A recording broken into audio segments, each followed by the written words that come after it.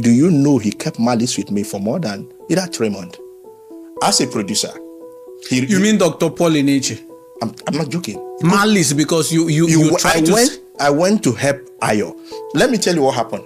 There's a news currently circulating by Sahara reporters alleging that Dr. Paul Enenche arrested an ex-pastor in his church by name Abraham Daniel. And his offense is cyberbullying. You know, this cyberbullying law fits in as well. This same Abraham Daniel, just before he was arrested, had a podcast session with Cat Truth. Okay. Even in this podcast, he made mention that he was going to be arrested again because of what he's going to say on the interview. Okay, now I took time to listen to this interview.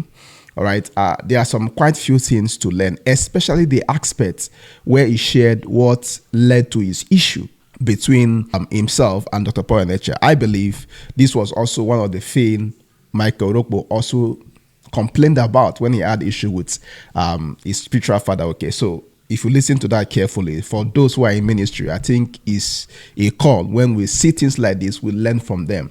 However, as I listened to this interview, all I could see is just a podcast targeted towards fueling an already existing Cold War between Dr. Paul Enenche and Damina. Now that you've made mention of Damina, yes, I want you to tell me, since you've been a pastor under Enenche, yeah, and I'm sure you must have met Damina. Yes, I have. Tell us, what exactly do you think is the problem between Enenche and Damina?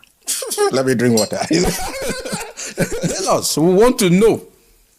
You know, I tell people, at least I know both characters, but I'm deeper more with Paul Enenche because I have served him. Yeah. Now, to be honest with you, whatever Abel said in terms of... It is too hot. I need to be drinking water. To be honest with you, I've met Dr. Abel. I heard his side of the story. I met him at Ibano Hotel, Gudu, and he was sharing with me.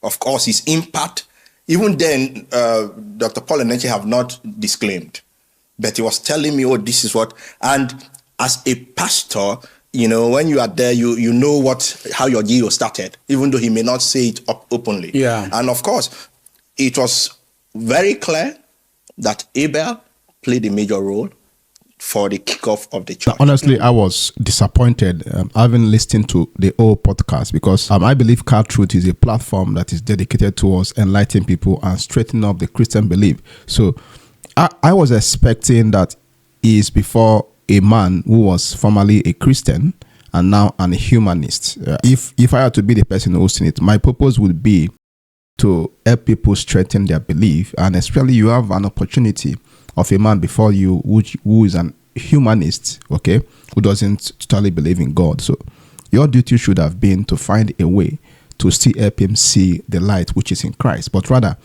the whole interview was centered on trying to pull a man down. Now, I'm not here to defend Dr.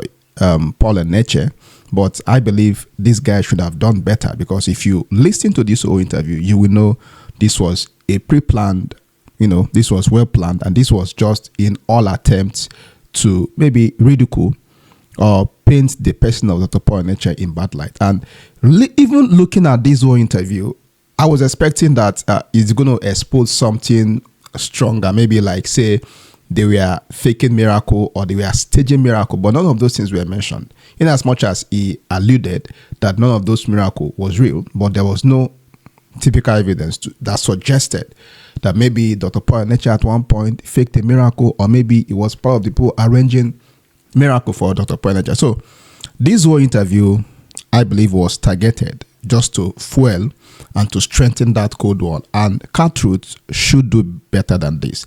Now, listening to what actually led to his departure. Were you forcefully removed? Were you banished by Paul Enenche, or you left willingly on your own? Okay. Let me just give you a sharp chronicle and how it climaxed. At one time, a pastor in Makurdi region lost his wife, and all the Dunamis pastors were in a WhatsApp group. So we did not know. And one early morning, my ex-wife woke me up and said, did you hear about this news? This woman is late, the wife of this pastor. And I was shocked, because as a pastor, I should know. Yeah. And I quickly went to the WhatsApp group. I said, sorry, please, to bring to your notice, I learned this pastor's wife died. What happened? We didn't know. And everybody ignored. You know, when you drop such a sensitive post, you expect people to respond, especially when it is everywhere. And nobody responded. And when I woke up later around 7, I was so angry. I said, I know you guys will not respond because you have no value for life. But I'm so disappointed at you guys. That's the kind of person I am. Sorry, that's the kind of person I am. I'm saying I'm so disappointed at you guys, and we demand an apology. So that was when all of them woke up. So who do you think you are? When did you come? The likes of Fidelis Alika. Who do you think you are? Timothy that has left too. And I said, I don't care. This pastor is a pastor that his wife Did died. you say that this was a WhatsApp group for pastors or for market women? I'm not joking. They insult until they removed me from the WhatsApp group. You don't like to see me when I want to get what I want. And especially when it is right. Abraham doesn't pack off. I may just be the only person. I'm not a crowd person. So I insisted. I said, Pastor Loche was the regional pastor there. Then I said, sir, you must apologize to us. They removed me off the WhatsApp group and now brought me back.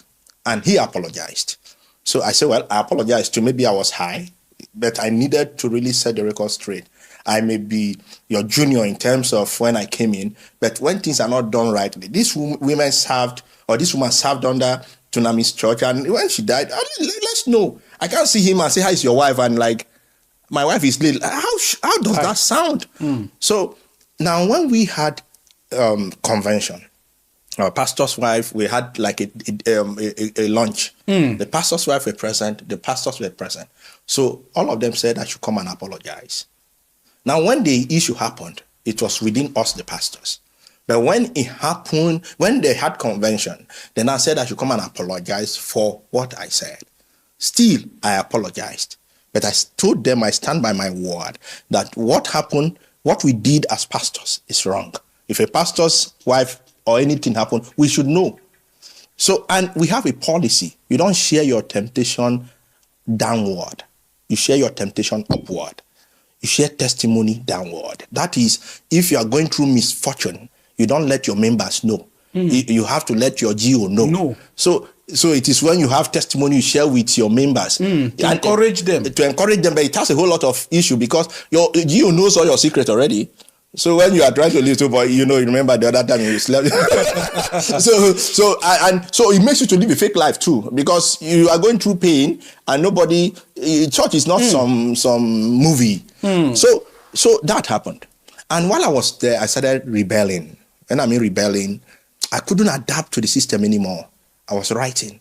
One time I wrote, "Who was the next of kin of Jesus Christ?" Why is it that families are dominating the church of God when it should be the church of God? I started writing that, and one day I got an hint that they are trying to report me to Dr. Paul Enenche, because Dr. Paul loves me. He talks about me with them. So, and I have the result. So one day we had international pastors meeting, and then social media was becoming a vibe. So Dr. Paul was teaching. Before then, I had sent him a text. I want to see him. So he said, we'll see on Tuesday. But we couldn't see on Tuesday. We couldn't see on Wednesday, midweek service. So on Thursday was a pastor's meeting. So while he was preaching, he said, "Hey, Abraham, you said you'll see me here. We'll see after the meeting." So while he was teaching, to us in between, as he was running off, he now said, "We need to have a social media platform where what we are doing as a church will be going out. Content can be produced and people can talk about it, people can connect to dominate the social space." And he mentioned Pastor Pennell, he mentioned one other, or either his PA, and he said, "Abraham, you'll be the chief strategist." And the next thing, the pastor said, no. It was a chorus. When I know they do, they agree. What I'm saying, you can verify. Say, no. Abraham, do not support what you are doing. Abraham doesn't even believe in what you are doing. That Abraham support Buhari. Now, like, why did I say I support Buhari? Dr. Paul loves. It had link with Goodluck Jonathan. Yes. Then election was coming. Goodluck Jonathan was contesting with Buhari. Now, I don't do politics, but I analyze situations. Now, in our pastor's WhatsApp, when they'll be insulting Buhari, talking and exhorting Goodluck Jonathan. As of that time, if you remember, corruption was at its peak. The Boko Haram killing, bomb blast, even in FCT, we're having that, Nyanya, and all of that. So I told them, drop everything on the table like a card. See what is happening. It is not possible for Goodluck Jonathan to win. We love Goodluck Jonathan, but let's face reality. It is not all about going from church to church. If he's not strategic enough and deal with these issues, they will not vote for him. So I was plain. So to them, they thought I am for Buhari. Now, so in that meeting, they say, no, Abraham does not support what you do. Abraham support Buhari. And Dr. Paul Enenche doesn't support Buhari. He doesn't even like Buhari. So, as if ground should open. I was trying to explain, they brought on my post. They printed them, colored. I'm not joking, colored. They brought them, say, sir, see. Here I wrote, who is the next of King of Jesus Christ, while at church, family team getting involved. They were showing him. So he collected, his wife collected. So I will run to this to explain myself. I said, sir. It was a carefully orchestrated I am not joking. That day, as if ground should open for me, I explained and explained. He just sat down. He said, well, break, everybody should go. It's not going to, he cannot teach. So we left. I went up to his office. He said he can't see me. I went to see his PA. I want to see him. He can't see me. They quickly set up a panel to talk to me. They called me. They brought out the post. Said, why did you do this? I said, as a pastor, I have my view. I have a group, WhatsApp, I have a social media space, a page, Facebook page for the church. This is my view, my personal view. In contrast with what Jesus laid. Jesus Christ was the head of the church. He had siblings. He never transferred to them. They had to earn it, whatever we saw on their account. But you now, family members are being repositioned, and we are seeing how they are taking over the church of God, not family business. So why shouldn't I be bothered? So it's my view. It's not Dunamis' view. It didn't work. So what happened? Dr. Paul now left a message that I should resume at the headquarters immediately because of that. So I told my wife, and I resumed at the headquarters. Now, when I resumed at the headquarters, I was trying to know what happened. He refused to see me. So that relationship has been messed up by your fellow pastors. I'm not, it's like crab. Everyone want to pull you down to God. That's what they do. They'll pull you down. So if your head, match up. So when that happened, I tried to see him. No. So you know what pained me most? The pastor that I spoke for that lost his wife, that was not brought to our WhatsApp group, the same pastor was posted to my location where they pulled me out from. And in most of our operation, if you lose your wife like that, you are not posted to a location because you need to recover. And it is best when you are posted as husband and wife to a location. Now, they posted someone I spoke for. So they are trying to get back at me. It was not God, or maybe being led by God to post it. So I brought the matter up. I said, I wrote a lengthy to all the guys. I said, what you guys have done showed that you guys don't even know God. I spoke for this guy, and you felt I should apologize. I apologize to you guys. And you still had me in mind to the point that you work out my redeployment. I accepted. The next thing is to post the same pastor I spoke for. Like, you jam two heads together. That is what they did. So when I saw that, I noticed I was struggling. Because I'll come to church, I couldn't fit in anymore. Dr. Paul was having issue. They see me like a betrayer, rebel. This guy is selling me out. Because his phones, the wife, Deborah, all of them, when I mean all the children, for Daniel, all, I go to the house. I have entered Podana's room. So I'm some betrayer. But to be honest, I've never betrayed him one day. I could access anything. I could have his laptop. Sometimes they sleep in my house. I never one day, because it's not important to me. So when I saw all of that, I noticed I don't fit in anymore. The passion for Jesus was stronger than the church thing. So I needed to exit. It was even my daughter, my children that drafted my resignation later. Because I carried my family along. So they drafted my resignation letter. I feel like crying, honestly. You won't understand. They drafted my resignation letter. The day I was to submit my resignation letter, I went to see him. The way he received me, I said no. he was too, he would break down. Yeah. So I went back with it. Because I went there with my wife to thank him for all the services and to drop my resignation letter.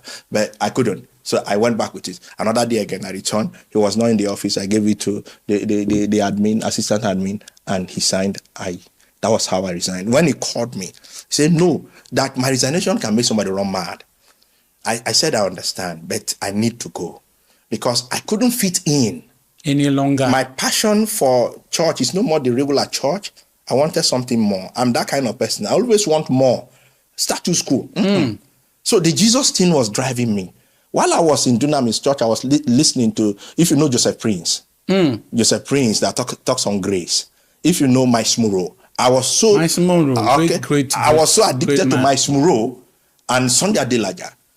Do you know I produced for Dr. Paul and the wife? So anytime I want to give them my laptop, I will hide some of those things. Because the wife asked me, are you sure you don't listen to Joseph Prince? Sunday Adelaja was the first biggest enemy of the Pentecostal pastors. They thought Sunday Adelaja was sponsoring me. Yeah, they thought that, are you sure? I said, no. People think, and that's the problem I have with people. Instead of you to face reality, you live by some illusion. Instead of something is going bad, instead of you say, no, somebody is using you. Nobody is using. Face reality. And let me tell you something. Some years ago, as a pastor, there's this pastor Ayo that left Dunamis. Was the first pastor that Dr. Paul raised and posted out. So he left. You know, he said he's not doing anymore. He resigned and left. He started a work in Kogi State. And it was during Christmas. As an ICT person and producer, he called me. He said, Abraham, can you come and set up my ICT for me? I said, okay. And it was holiday. It was my off time, so I was free. I used public transport. I went to Kogi. And we had Dunamis Church Kogi, Lokoja. So I said, well, let me branch and say hi to them. I branched to greet them. I saw my friend, the assistant pastor. I saw the main pastor. Oh, why are you in Lokoja? I said, I just came to see you guys. And I called the assistant pastor, please, I want to see Pastor Ayo. I need to do something for him. Can you direct me to his church? They directed me. Do you know, as I was doing the work, setting up and guiding them on what to do, equipment they should buy, do you know that they called Dr. Paul Enenche and told him that I was in Lokoja? Dr. Paul Enenche called the admin, Ochoga Emmanuel. Ochoga Emmanuel is in UK, so his name I'm calling. He called Ochoga that, where is Abraham? Ochoga called me and said, Abraham, where you did? I said, I'm in Lokoja. I'm trying to fix some things for Ayo. He said, return immediately. I returned. So I told Ayo, I started showing Ayo body language. I couldn't tell him what was happening. Because Ayo was your son. Ayo left. And it is the same work of God. It's the same work of God. So for me, innocency, I go help him. And of course, I will make some money too, because I set up equipment. You pay me for workmanship. So Ayo was trying to call me. I just ignore his call. Ayo is late now. Now, when that happened, he did that. Do you know? I'm telling you, and he will watch this, because I know his church member will send it to him. Do you know he kept Malice with me for more than either 3 months? As a producer. You mean Dr. Paul Enenche? I'm not joking. Malice, because you tried to... I went to help Ayo. Let me tell you what happened. When that happened, we'll have HOD meetings in his office, because then we are still at Area 1 upstairs, like the 10th floor. So we got there, and everybody seated. I was seated. We were head of department too. And like, Abraham, are you sure you are meant to be here? We were like, if Abraham don't there, who go there here? Because I record the event. So it's not like your guy now. You now tell him, are you sure you are supposed to be here? So how do we record? So I stood up, I left. So that happened until one day he called me to his office. And one thing about me, if you don't send me, I don't send you. I'm doing my job, and if you don't send me... If you say we'll get problem, tell me say we'll get problem. We'll go sort them out. So he called me, and one thing about me is, he knows me for boldness. He called me and said, Abraham, do you know you're my son? I said, yes. Do you know I love you? I said, yes. But you know what you did is wrong. I said, oh, sorry. He said something I will never forget in my life. He said, the enemy of your father is your enemy. That thing sank. So Ayo was meant to be my enemy because he's the enemy of his assumed enemy. And what did he do that he was assumed enemy? Nothing, just because he left. Do you? Now, I actually disagree with that concept of the enemy of your father is your enemy. If your father has an issue with anybody, you should straighten it up and also learn not to transfer aggression to their downline pastors, okay? Now, the issue I have with Cartruth, which I'm expecting that he corrects it, is that he was more focused on getting to expose the dark secrets happening in Polynesian church, and he left one of the key important aspects. Because this same man that he's talking about, this same man that he's having an interview with, at a point in time admitted to the fact that he no longer believes in God. So I expected Cartruth to engage him in debate, maybe to some extent to persuade him back to Christ, or maybe at least help the audience to see that this man is actually wrong for him to have stopped believing in the existence of God or stopped believing in the Christian faith. But instead, no effort was made towards that regard, but all his effort was just bent on exposing a man of God, okay? I understand from everything that was said, possibly there might be some issue. But don't forget, this is just one side of the story, and there is another side to this story. So what I'm going to do is that I'm going to leave the link to the full podcast. You can listen. But I was actually disappointed, especially seeing the ending part of the podcast. He made no effort at all to engage this man in a debate to make him see the reason why his position as a humanist that doesn't believe in God is wrong. So please let me know what you think about this video, right?